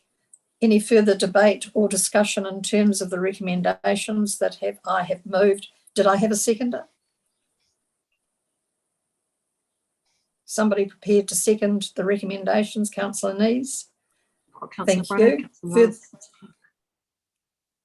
Further debate and discussion? There is none. I'll put it. All those raise your hands, please. Against? It's carried. So Ruth, while we're lucky enough to have you, I think you're going to do the next one, which is the streamlined planning process. Is that correct? I thought Lorraine was going to lead that one. Beg your pardon. Lorraine. Yep. Where are you? Oh, can you see me? Hello, Lorraine. Can you hear me? Yes. Hi. Yes, I'm going to lead this one. We also have online John Oliver, who is from our consultant, and Rebecca Boltham. The report is on page 129 of the agenda pack. It seeks approval today to use the streamlined planning process for RPS change 6. Change 6 is required to make the RPS consistent with the MPS UD 2020 version. And it seeks to requires that local authorities respond to development proposals, are enabled to respond to development proposals that would add significantly to development capacity and contribute to well-functioning urban environments. The draft has been prepared, that's in the agenda pack, in consultation with TAs, iwi and yourselves to date. It is not the approval of the plan change, it's just approval for the process. The SPP process is appropriate because it removes appeals that could slow us down or impede us when we're need to do this plan change to implement national policy. And the key aspect of the SPP is that the Minister makes the decision. And the process from here is, if we approve the process today with further consultation, there's the application made to the Minister. We deal with any ministerial direction, and then we bring it through to Council for notification, for adoption for notification next year. And So, are there any questions? Yeah, Lorraine, let's just, so we're going to be very clear. Today, all we're focused on is whether we agree or not to the streamlined process. We are not approving the proposed plan change. Okay, that's correct. Yeah. Okay, so I see Councillor Nees has a question or comment. I think Councillor Crosby was first, but I'll be very quick. Yes, I do support the use of the streamlined planning process, very sensible. I did have a question though. The government made an announcement earlier last week about further intensification provisions that are going to be mandatory or are going to have to be put in district plans. Is that something that should be picked up in our plan change here, or is it not? No, the last week the government announced the RMA enabling housing supply bill, and that was quite a surprise. And it doesn't affect the RPS. It requires the tier 1 authorities to introduce medium density housing. So it will affect plan change 26 for TCC and Omokaroa, and those plan changes for already zoned urban areas. The timing is going to be very interesting because they need to do this by 20 August 22, which is about the time that this plan change will be being notified. So this plan change obviously deals with development outside and unplanned urban areas, and at the same time a lot more development capacity will be coming on stream through the plan changes that the TAs Western Bay and Tauranga have to do. So it's going to be interesting, but we don't need to amend or further amend our RPS. Thank you. Are there any further questions or comments with regards? Oh, Stuart, I'm sorry, Councillor Crosby. Just very quickly, Lorraine, where in the process is some robust reporting back mechanisms? I'm sure they'll be there, but I couldn't see it in the draft. The reporting back to council. Just see if I can share my screen. I mean, one of the key roles, as I understand, it's still for regional council, is to monitor the numbers game in the UPS, UD, etc., etc. And if there are to be other mechanisms like streamlining, I think it's helpful we understand the consequences of that in terms of reporting back.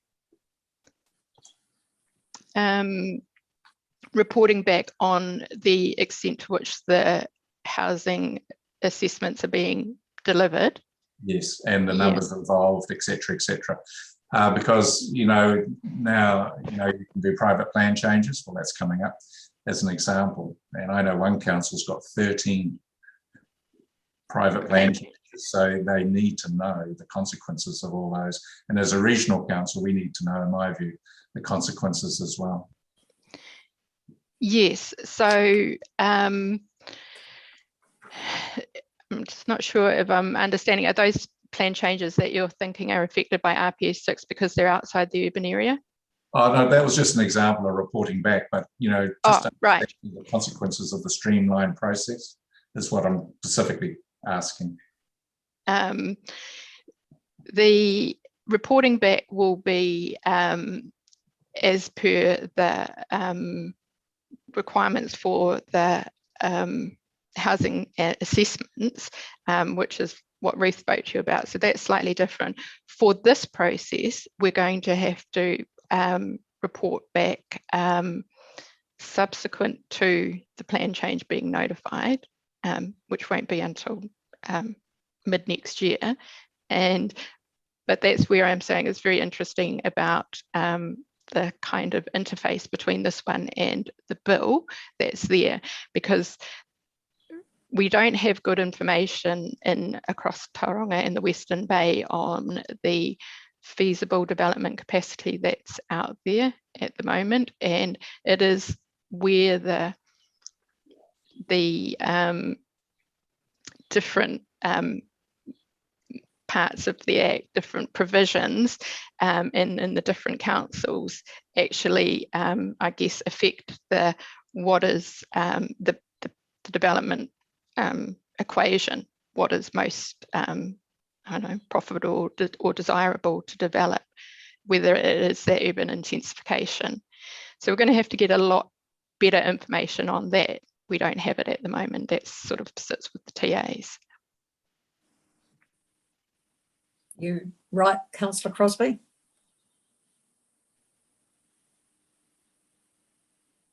Chairman, did you have Mr. Chairman, did you have a question? No. Oh, okay. I saw your hand go up. Are there any further comments or questions from councillors? Otherwise, I'll refer you to the recommendations 1 through 6. Someone prepared to move those? Thank you, Councillor Nees, and I will second. Further debate and discussion on those recommendations or the motion? There being none, I'll put it. Everyone raise their hands in support. Against, it's carried. We're now going to move to the Sustainable Home Scheme. Thank you, Lorraine. And Santiago and Marion, I think, will be presenting on this, noting, councillors, that we have had a workshop on these matters, and we gave some direction which has been incorporated into this report. So do we have Santiago, Marion? Yes, we've got both Santiago and Marion online. Thank you. Thank you, Madam Chair. Good morning, councillors. Yep, as the chair said, what we're seeking from the committee today is your agreement on the design of the Sustainable Home Scheme, and this follows on from the September workshop. So in September, we put a number of options on scheme design to you, including our preferred options, and councillors at that point were pretty comfortable with what we were proposing. So our recommendations today are essentially the same as those preferred options. So we will take the paper as read. However, before we go there, I did want to provide a couple of updates on some issues that were raised in the September workshop. And I do have a couple of slides to support me in doing that.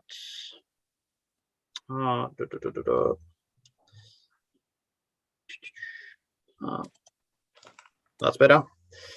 So one of the comments that one councillor made in September was about the need to engage with other organizations that are working in this space. And another comment was in relation to the need to prioritize funding to the areas of highest need. So we've followed up on those 2 points. We met with since the September workshop, we've met with the Energy Efficiency and Conservation Authority, which manages the Warmer Kiwi Homes program. And our proposed approach for the grant component of the scheme is for our scheme to work alongside the Warmer Kiwi Homes program. So we met with them, and we also met with Sustainability Options, which is a local not-for-profit organization that coordinates a number of external funding sources, including from central government, local trusts, one local council, towards this goal of making Bay of Plenty homes warmer, healthier, more energy efficient. So the output or the outcome of those meetings was that despite all of the sources of funding that are available, there's still a lot of unmet need and demand for insulation and heating out in the community. These, the figures behind this graph came from ICA, and it shows the number of inquiries that they received for the Warmer Kiwi Homes program in the 6 months between May and October this year. So what they call the leads shown in that gray bar, about 50% of those actually end up resulting in claims for heating and insulation. And for heating, you can see that the majority go into heat pumps. The discussion with sustainability through the chair. Sorry, Can through I- the chair. Santi, we can't see the presentation. I'm sorry. Slides, the slide that you're referring to, we can see a presentation with the notes underneath. Oh, I wonder how. Apologies for that. Probably showing on a different screen, which is what happened to me. All right. So we I'm can not entirely see sure that how to fix that. we can see that the chart now. We're on update engagement with ICA and sustainability options, and we can see the notes as well. So you might just need to put them to presentation mode. Thank Can you see that Santi. now? Perfect. Okay, cool. Sorry about that. Where was I? Okay, so the discussion with sustainability options was looking at the possibility of the grant component of our scheme, at least, working alongside the 20 Degrees project, which is the project that brings together all those different funding sources. So the benefit for the council would be that we would have minimal, potentially even nil marketing and administration costs for the grant component. We will be complementing other external sources of funding that are already out there. And also we would ensure that the grant component of our scheme is going to those areas of highest need. So it doesn't change any of the recommendations that are in the paper, but it just gives you an update of our current thinking on implementation of the scheme. Now, thinking about prioritizing areas of highest need, which we discussed with sustainability options, we both agreed that we should probably start with the most highly deprived areas of our region, which are shaded in red in this map. And out of those, because we're talking about heating and insulation for the ground component of the scheme, we thought about, out of those, starting with the more elevated and therefore colder parts of our region, which are sort of those areas highlighted in the red circles there. But again, this doesn't change the recommendations in the paper, it just gives you an update of our thinking so far, subject to your decisions today, of course. So yeah, at this point, we're happy to address any questions or comments that the committee may have. Thank you, Santiago. Any questions or comments from councillors? Yes, please. Sorry, Councillor Love. Right, thank you. Santiago, thanks for the presentation. I introduced the subject, I can't remember how long ago it was, but it really was a climate change initiative rather than helping the poorest in the community. Yes, it will help the poorest in the community, but we are going to be stuck with a move to electric vehicles and the really exponential rise in use of electricity. We're going to have to find better ways of generating electricity without disturbing the environment. And therefore, I see this as not as a question for just helping the poor, it's for helping the whole of the community and helping our climate change responsibilities by providing this facility to everyone. Through the chair, Yes, so the objectives that the committee approved in August, I think it was, put the aim of the scheme, as Councillor Love rightly points out, as addressing emissions and tackling climate change.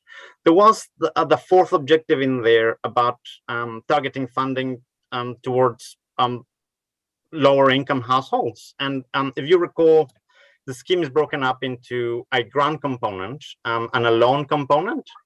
So my update just now about going to the most deprived areas was only in relation to the grant component of the scheme.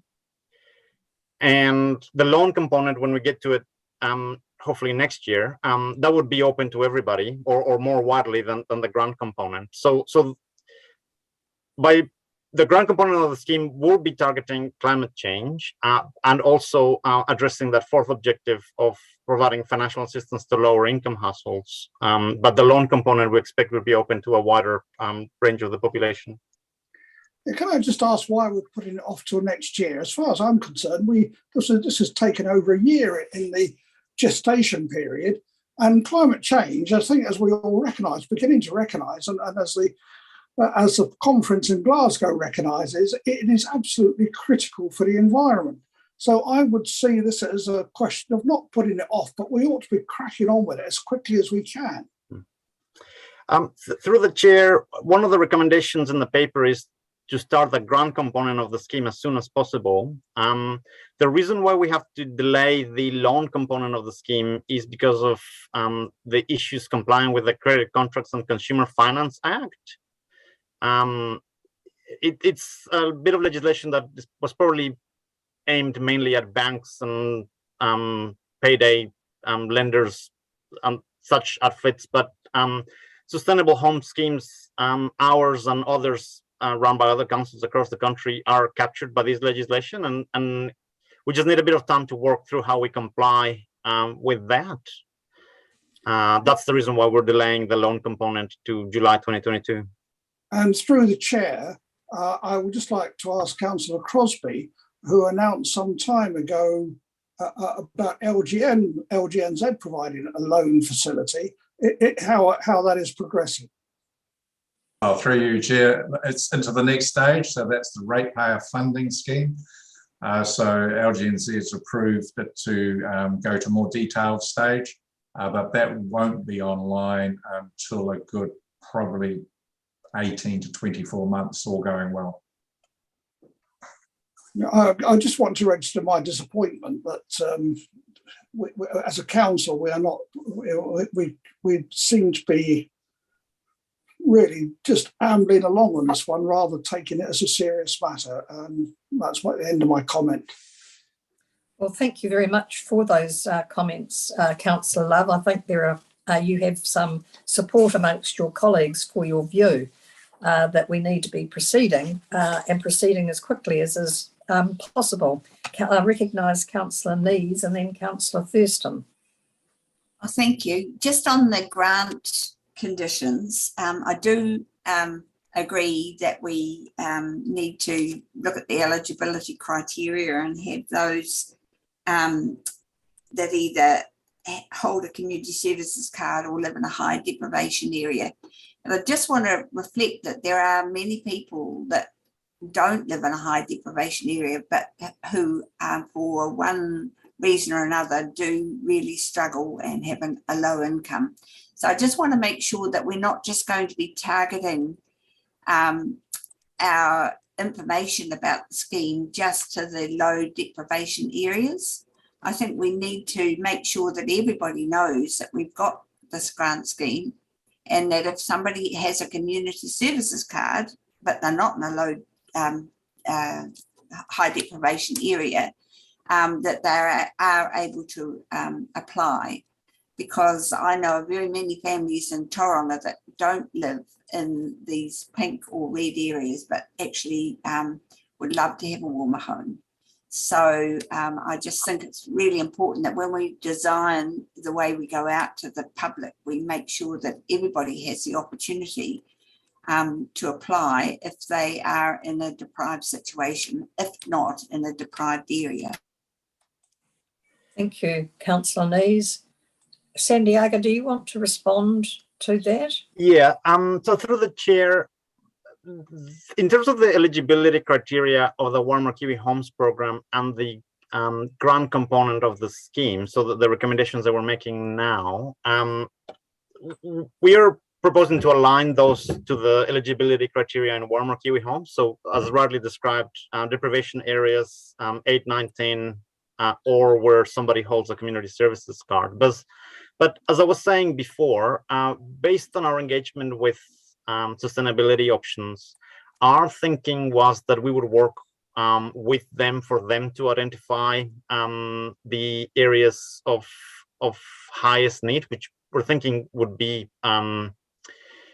those deprivation 10 areas, and get them to identify the households that could benefit from the grant component of the scheme. As I was saying before, the loan component of the scheme, we would advertise more widely and would be open to everyone. The feedback that we got both from sustainability options and from ICA is that if we just leave the eligibility criteria as proposed and open it up and advertise it to everybody, because of the really high demand for heating and insulation, as shown by those figures that I was sharing earlier, they thought that the funds that were making available for grants would be used up really quickly, and we would be overwhelmed with applications, which is why we wanted to have a more targeted approach for the grant component to those areas of the region that are most deprived, like those people that live in Mamaku and Minginui and Kangaroa village and Murupara. They're not aware of the Warmer Kiwi Homes program, and unless somebody actually supports them to go through that process, they would miss out on that funding. You could argue it would be a similar story with the COVID vaccinations to some extent. So that's why we wanted to separate out the grant component, the approach for the grant component for the scheme targeted at the most deprived areas, and then the loan component being made available to a wider range of the population. I don't think you've convinced Councillor Nees. Councillor Nees. Nor me, I'm afraid. I think we're missing the whole point of why we introduced the scheme in the first place. Yes, I'd like to see it all taken up as quickly as possible because climate change is urgent. Okay, well, in terms of the recommendations that we're making today, we are just seeking your agreement that the eligibility criteria is the same as Warmer Kiwi Homes. We can have a further discussion later on in a workshop about the actual implementation and how we target it within that broad eligibility criteria. Noting that the reason why we inquired about ways that we could target that was because of one of the comments raised by a councillor during the September workshop about being a bit more targeted with our funding. But we could come back to the committee at a workshop later on and discuss targeting of financial assistance. Thank you, Santiago. I think that would be much appreciated. I think are there any other elected members that would like to comment? So we'll move to the recommendations on your papers, 211, 212, 1 through 4. Councillor Love, would you like to move? I'm only reluctantly agreeing, so I don't particularly want to move. I think I still believe we're missing the whole point of the thing. I hear what Santiago is saying, and I compliment him on the work he has put into this, but I would just urge that we really press on as quickly as we can and make that point. So yes, I'll move then. Thank you, Councillor Love. I'll and take Councillor it Nees. Oh, Councillor Clark is second. Further debate and discussion. Thank you for the clear direction from councillors. Sorry, did someone say something? Okay, I'll put that. All those in favour of those recommendations, raise your hands. Those against, thank you, carried. We're now on the home straight, councillors. We have one final report in the open section of the meeting, and it's the update on climate change adaptation work. And who do we have presenting? Through the chair, we have Nick Newman here. Thank you, Nick. Over to you. Good morning, councillors. Still, just through you, Chair, I might just give a quick précis of the paper, and then happy to take questions and comments and discussion. Does that sound like an approach? It sounds great. Okay, so the purpose of this paper is to update you on current adaptation, climate change adaptation work that we have going on, and a little bit on the operating environment. So in terms of the environment that we're in, I put a little diagram on page 3, which kind of is kind of all that it sums it up sort of succinctly. So we've got, I guess we've got quite a bit going on in terms of what central government is doing in this space at the moment, trying to provide further direction around adaptation. So we know there's going to be an Adaptation Act, which we believe now is going to be 2023 when that touches down, which is, I guess, the final point for getting clarity on roles and responsibilities and how we approach funding and financing and how we deal with some of the complex issues around adapting with communities. Before that, we've got the National Adaptation Plan. That is the government's response to their National Risk Assessment. That is going to be out in August next year, potentially a draft from autumn next year. I understand that will, I guess, flag some of the things that will be in the Act as well. So the Act might actually be one of the actions in the adaptation plan will be the Act to deliver X, Y, and Z. Of course, as you know, we've got the other arms of the RMA reform going on at the same time with the natural built environment and spatial planning, and also the future for local government, which of course will have some adaptation aspect to it in terms of how things are laid out in terms of roles and responsibilities. So there's a lot of uncertainty at the moment. So I guess that's why we've said that we're going to focus on 3 concrete work streams, I suppose, to get us cracking in this space. The other thing to note is that there's a local government adaptation network that's been set up for people working in this space that we've joined, some of us from council. So we're well linked in then with other councils, and MFE have just set up a local government working group for the National Adaptation Plan, which I have been invited to join. So we're well connected, but it still doesn't make it any clearer. So in terms of moving on to our work, so the first thing is we've got the Ltp Funding, which is supporting community and Hapauiwi-led adaptation planning for those communities that are ready to start that conversation themselves. We've got the first round of that closing on Sunday, and I know we're going to have at least two solid projects which will kick that off. So you remember we've got 70,000 per annum, $15,000 maximum we've put for each project. So we will have some projects starting this year in that space, which will be great to see communities starting to lead, but also we'll learn a lot, I think, from how that goes and being involved. The second piece of work you'll be aware is the Whakatani Tauranga Catchments Resilience Project. So this is about managing flood risk, increased flood risk due to climate change, and it'll be a dynamic adaptive project. Where we're at the moment with that one is we're taking a 100-year horizon. It'll be a community conversation which will take at least a year. We're at the point of starting a conversation with partner organisations.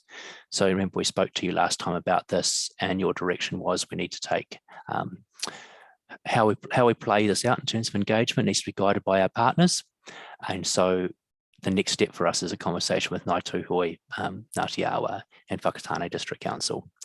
And respectful of the political situation with Ngāi Tūhoe, we're still awaiting that first meeting. But I think Stephen's on the call. We've been in regular contact and we're having some potential meetings with them very shortly.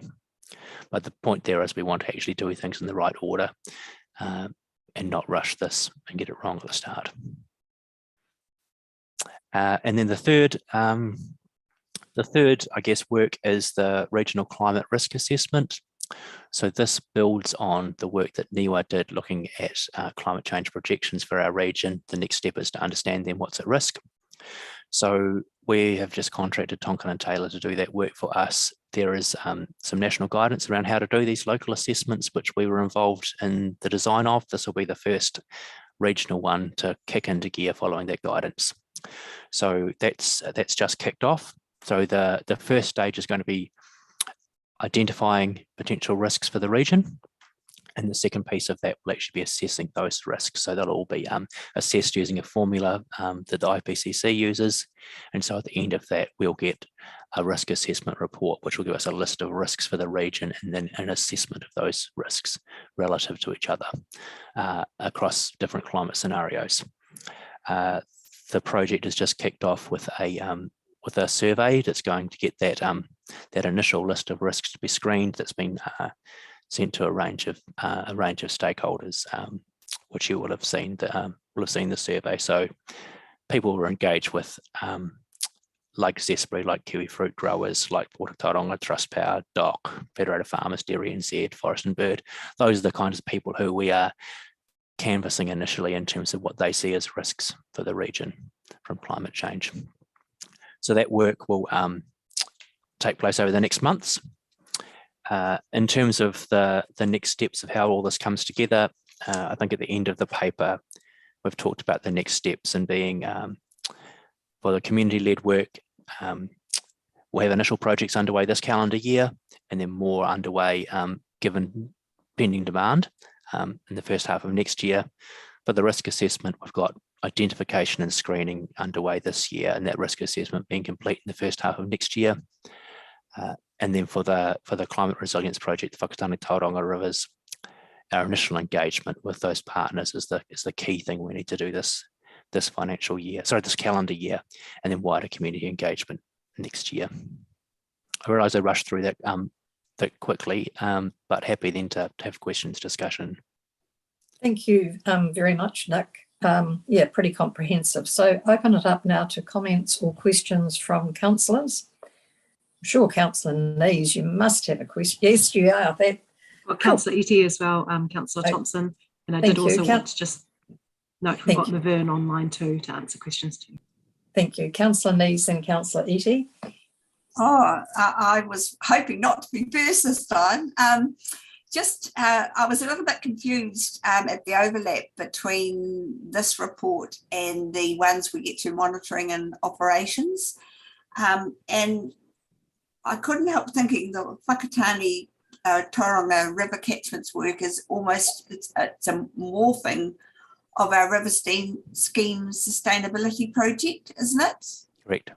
That's right. So it's just picking one particular river system and working collaboratively with local authority and with community to actually address that issue. That's great. So it's being reported to this committee because it is really a planning going forward project. Yeah, this is giving you the big picture, I guess. This is the big kind of strategic picture, I suppose. That's why we're here.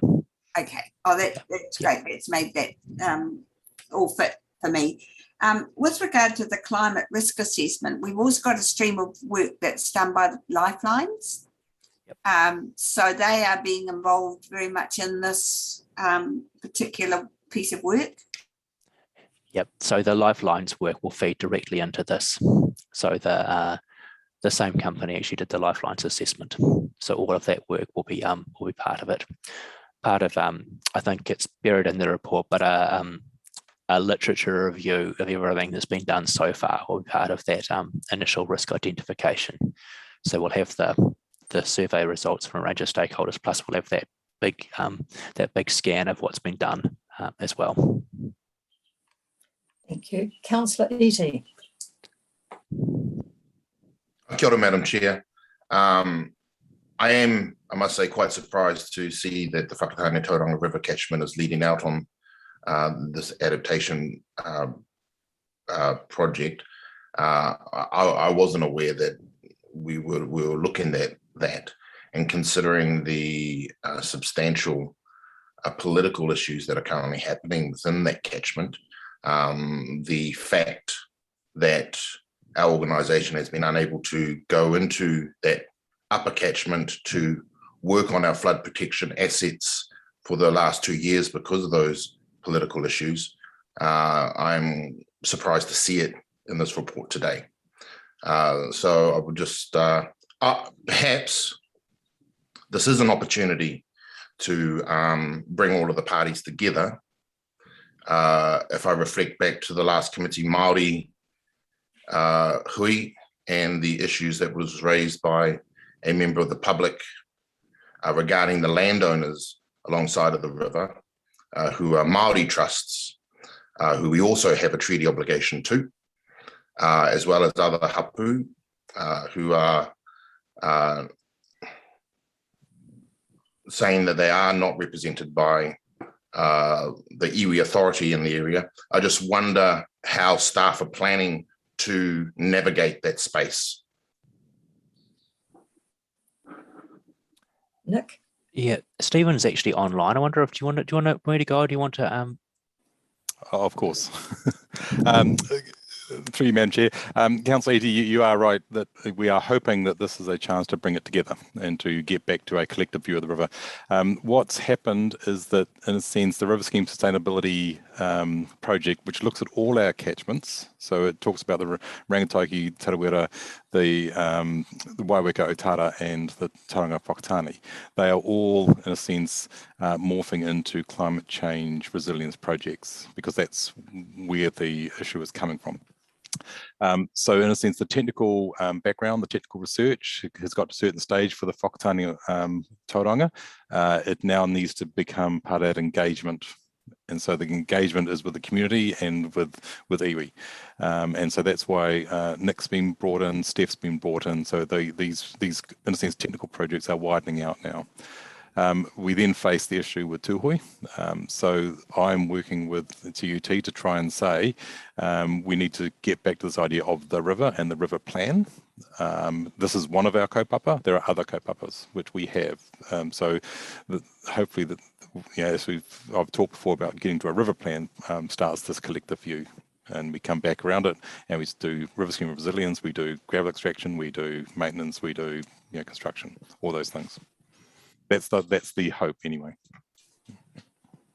Okay, Councillor Eadie. Yeah, Godspeed. Thank you. Indeed. Any further questions or comments with regards to this report? Okay, there being none, I will move receipt of the report. Do I have a seconder? Councillor Nees, thank you. Debate, discussion, there being none, I'll put it. All those in favour, please raise your hands. Against, carried. Councillors, this now concludes the open or public section of our meeting.